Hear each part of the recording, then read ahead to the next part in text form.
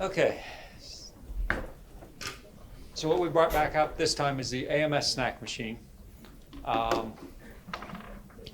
There is one main difference we made on this one. Because this machine is not ADA compliant, the card reader would normally go up here at the top. For ADA compliance, that's too high. So we have moved the card reader down here. It's pretty low, we realize, but it's the only place, there is nowhere else to mount it. It's either up there high or it's got to be down here.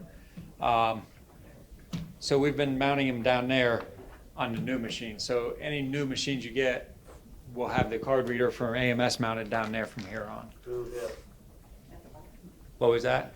I said boo hiss. The customers don't expect them to be down there. Right. So, but this machine here, we'll go through the pricing and stuff. To price this machine, we open up the main logic boards up here at the top above the bill acceptor.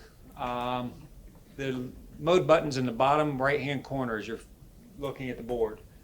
So we push the button one time.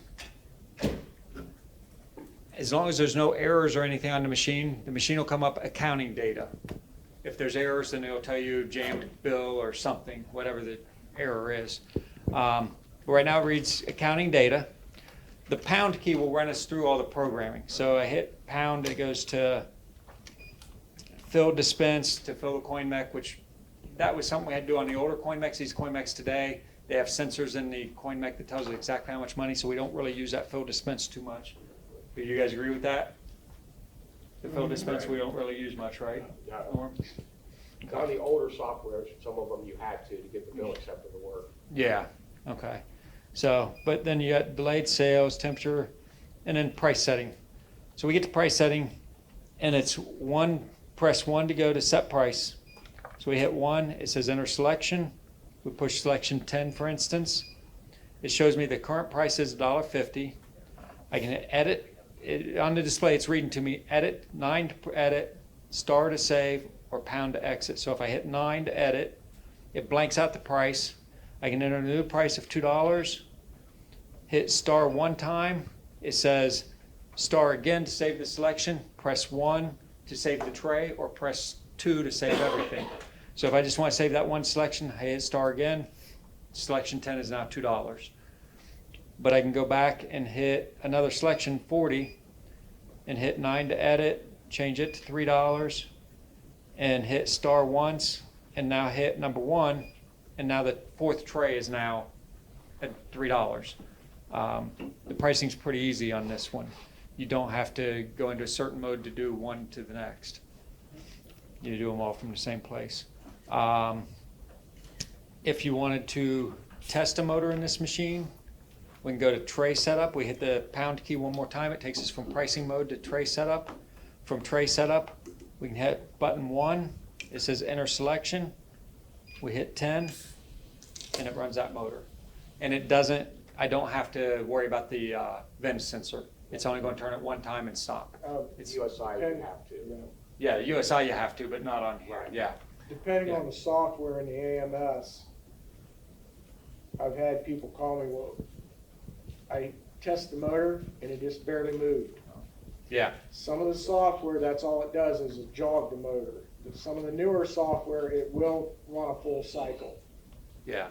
It depends if you've got earlier software. When the machines leave the shop now, if we bring a machine out of the warehouse and get it prepared to go back out in the street, we try to make sure it's up to the latest software. If for no other reason, credit card readers. That was one of the main reasons manufacturers have changed software over the years, is to accommodate credit card readers. So we try to make sure that we've got the latest software in there. So as it's leaving, it should be this style programming, but there is a chance that you've got something out there that's older. There is something called under options. If you've got a new machine that's such as this one, if you go to options, number 8, it'll put a bunch of dots on the screen, and if you stick your hand in the delivery bin, they change. It's showing you that vent sensor is working. And if you don't know if your vent sensor is working, you go into here and you look at the screen, and it should be all dots. There's a P on one end, an E on the other end, and all dots between it. If you see a different symbol, I can't even remember what it is. course I can't get it to block it. It's like the little @ sign.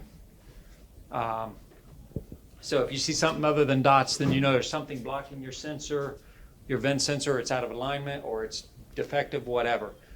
It's only on the newest software though that we can actually test it. On the older software, we couldn't test it. The only other place that we sometimes run into trouble is under options, number 4, there's a product sensor. On some of the older equipment, there was an extra sensor in the bottom of the delivery bin, so that if you had a combo machine where you were selling sandwiches and pop, you wouldn't want, the product sensor kept anybody from trying to buy a sandwich, drop it in the bin, and then they want a can of pop. Before they buy the pop, they don't remove their sandwich, they buy the pop and drop it on top of the sandwich and smash their sandwich. This stopped that from happening because the sensor in the bottom of the bin wouldn't allow it to vend until you remove the existing product out of this bin. My theory was if you dropped your pop on top of your sandwich, that was your fault. So, but what happens is people drop a piece of trash or something in your delivery bin and now your machine's out of service. I used to get the service call all the time because the factory default used to be that was turned on when it came out of the factory. Now the factory default is it's off. But when it was turned on, I got the phone call all the time. My machine says remove product, but there's nothing in there. Well, there's probably a little piece of paper somewhere. Look around, or I can tell you how to turn it off. The other reason for that was if they were running glass bottles. If you were vending a glass bottle, you wouldn't want someone to vend a second glass bottle on top of the first one and bust it. That was the other reason for the product sensor. So I always asked them, are you vending glass bottles out of it? No, then turn the sensor off. So I'd tell them how to turn it off and they'd fix it. So I'm telling you that though, because if you've got one that says remove product or something, you may want to turn that sensor off. And if you call us, we can tell you how, or you can do it. Other than that, you got sales blocking, clock settings, free vend, auxiliary output, energy sensitive, account data. This machine, the nice thing about this machine is it kind of walks you through the programming. Once you get into it, like it says account data right now, and it tells you, wait a minute, I'll get there. It's slow, but there. 1 for historical vends, and then you push 2 for history value, 3 for resettable vends, 4 for, it tells you what to push to get the information you want. Very user friendly. Yeah, very user friendly. And just like when you were in pricing, when I said I went to pricing, it says right there, I went to pricing mode, and now on the top it said press 1 to set prices. So I press 1. Then it says enter selection. I enter the selection. Now it tells me press star to save, pound to exit, or 9 to edit. So I press 9. Now I can push in my price. And then it tells me star to save. I press star. It tells me star to save selection, 1 to save tray, or 2 to save all. So it's very user friendly if you can read the display and you just give it time and sit there and wait long enough and let it scroll through everything.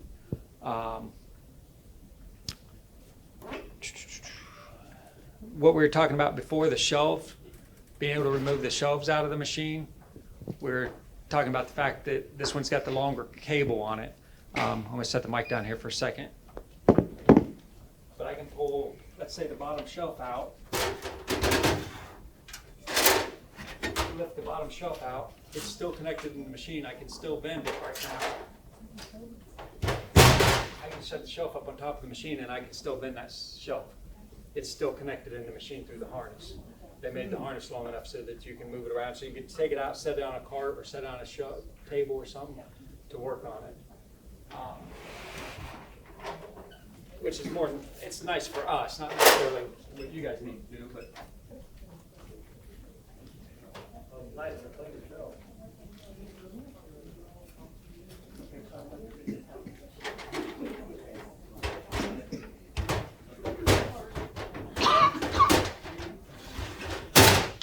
Yeah, or as Chris was just mentioning, if you were going to clean your shelves, you could take it out, set it on a cart. That way, as you're cleaning this shelf, you're not dripping stuff onto the product down below or something. Or if you pull it out here and you're cleaning this shelf, you're not dripping on the floor. Especially if you're using like a floor wax stripper or something. You want to be careful with the floor, the carpet, or whatever is below it. Because there are holes in this that's going to run through and drip out of.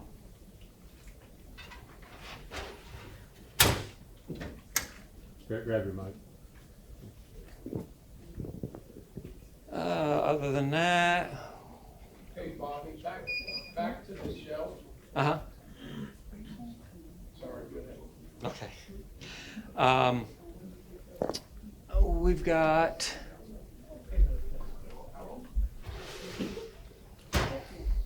this one is where Chris was talking about, you can take the motors out, and lots of people just grab them and yank them, and they pull out. But if you reach behind, you squeeze it together, the two tabs together, it'll come out. I'll pass this spiral around so you can see what it's like compared to the other hub. It's got a different, it's a square hub instead of all that spline like it was.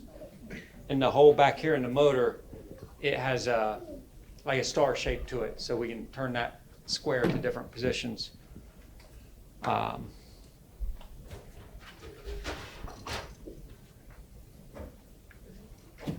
But it's a 6-position hub, right, in the AMS? Yes. Yeah.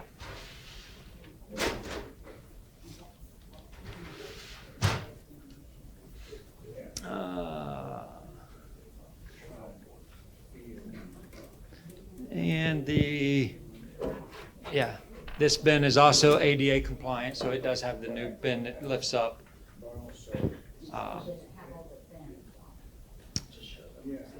Is there anything else I'm missing, Norm? Jim? Off the top of your head? Maybe what, if they do have errors on there. How to clear the errors? Yeah. Probably don't have one, so. Yeah.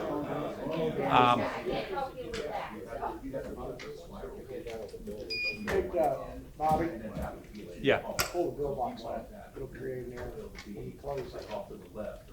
I don't know if it still does in the sub version software. Close your door. Right, and that's what they're talking Or not. No, it didn't create an error. Let me try latch the door and see if it does, man.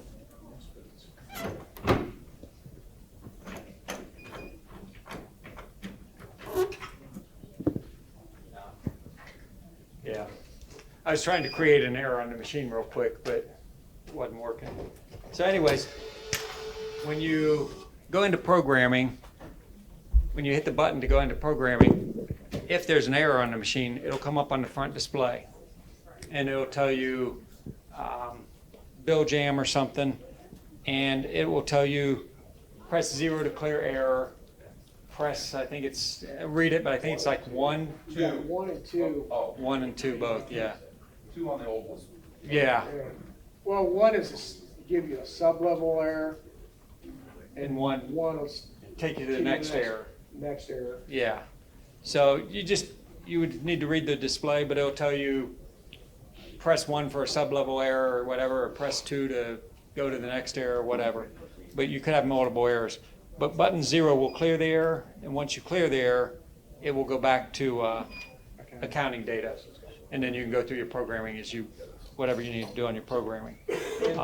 Also, when you're into programming, if it puts up an error at first, just hit your star button or pound button and it'll scroll through and you can still get into the programming.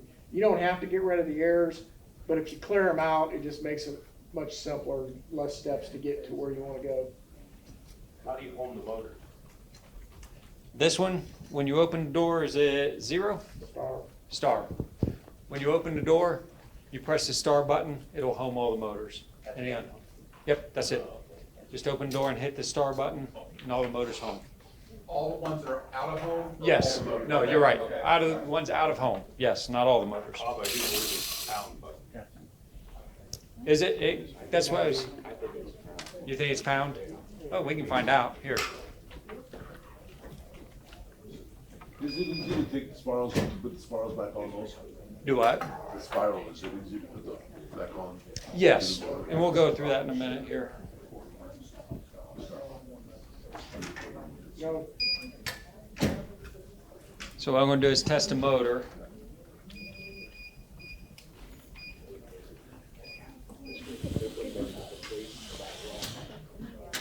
I powered it off while it was out of home position.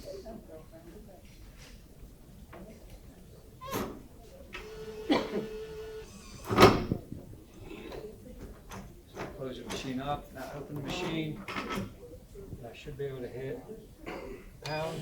Yeah, it is indeed pound. So when you open the door, you press the pound button, it'll home all the motors that are out of home position.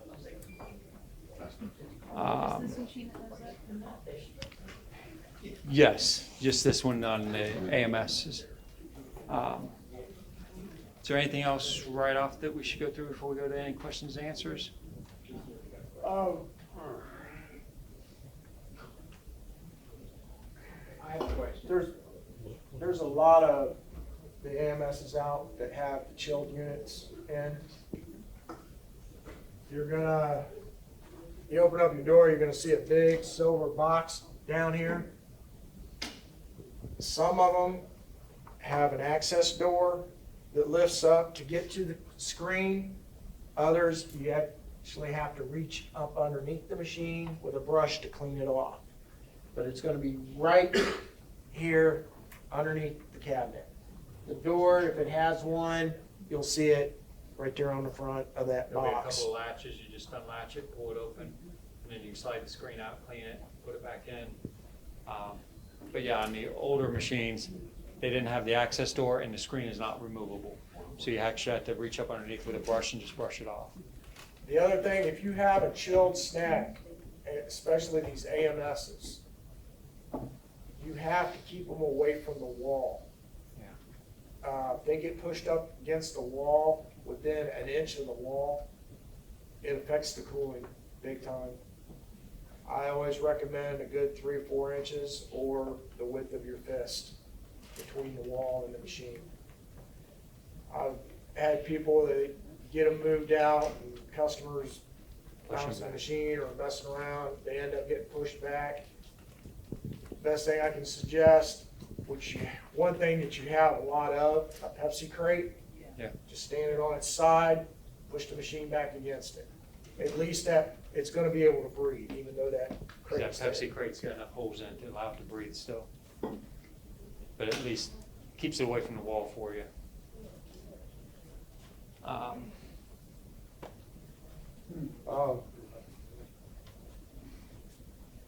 You notice, you got this inner door here to access the control board, your coin mech, and your validator. Make sure you close that before you shut the door, because if you don't, that door catches.